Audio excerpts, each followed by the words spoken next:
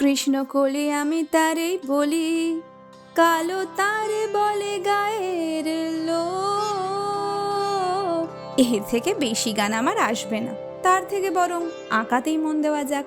নমস্কার, ছবি ও আড্ডায় সবাইকে স্বাগত। আজ রবীন্দ্রনাথ ঠাকুরের কৃষ্ণকলি গান থেকে অনুপ্রাণিত হয়ে আঁকছি কৃষ্ণকলি। নাম যেহেতু কৃষ্ণকলি, তাই তার গায়ের রং হবে শ্যামবর্ণ।